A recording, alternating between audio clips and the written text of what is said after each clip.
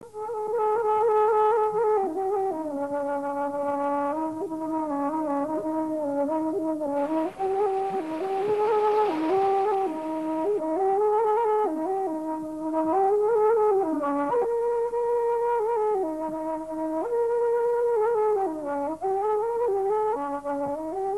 millions de kilomètres carrés, moins de 100 mm de pluie par an, un climat aride, une vie qui s'accroche au prix d'efforts colossaux d'adaptation. Le plus grand désert de la planète s'appelle Sahara.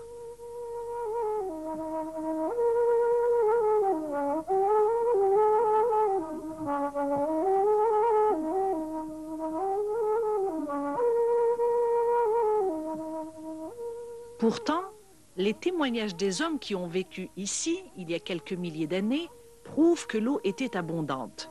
Cette époque est hélas révolue. Aujourd'hui, dans le Sahara, l'eau est une aubaine.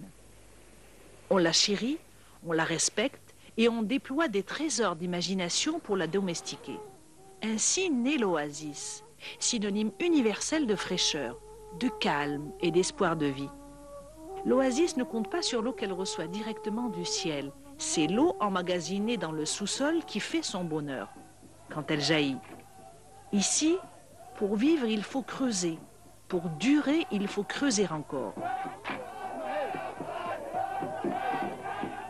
La Foggara est sans doute l'ouvrage d'exploitation de l'eau le plus original et le plus rationnel du Sahara. Elle témoigne de l'ingéniosité de l'homme à s'adapter à des conditions de vie extrêmes, tout en maintenant une structure sociale cohérente, en harmonie avec son environnement.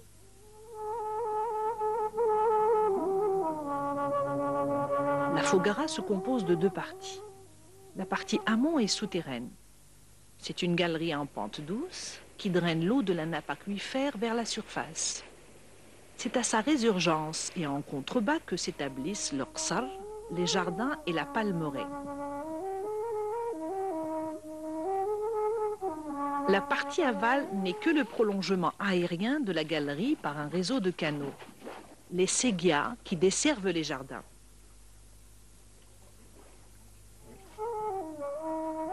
La galerie est signalée en surface par un alignement de monticules de terre. Elle a été extraite lors du creusement de puits des vents qui permettent l'accès pour les travaux d'entretien.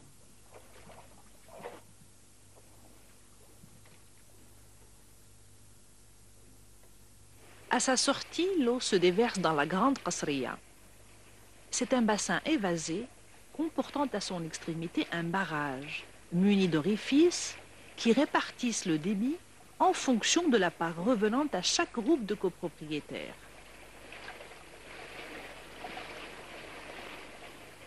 Des canaux et des qasriyas secondaires se relaient en aval pour amener l'eau jusqu'aux jardins individuels.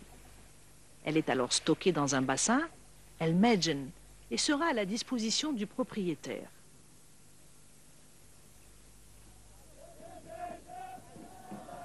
La Foggara est la propriété exclusive des personnes qui l'ont creusée ou qui ont financé sa réalisation.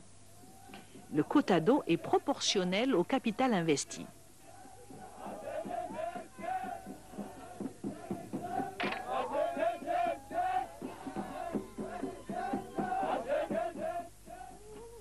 Ces données sont recensées dans un registre que tient un shahed, le témoin.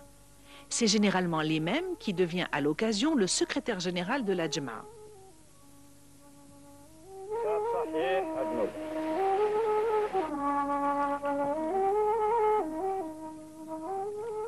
Sur le terrain, le partage est assuré par un mesureur, qui yel el-ma, grâce à un instrument original, shekfa.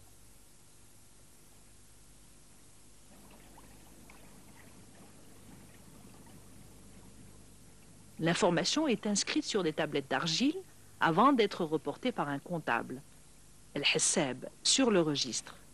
Chaque Foggara possède son propre registre. Avec une longueur cumulée de plusieurs milliers de kilomètres de galeries, la Foggara figure au rang des grandes réalisations humaines de l'histoire. Elle porte en elle la notion de rationalité, de bon sens.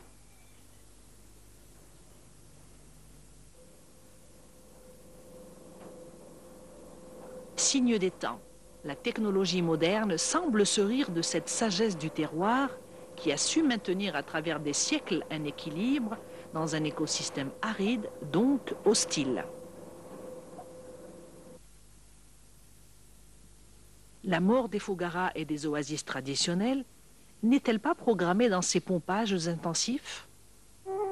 Puissent nos générations futures ne pas retenir que leurs ancêtres, à cause de leurs prétentions, ont détruit l'un des derniers remparts à la désertification.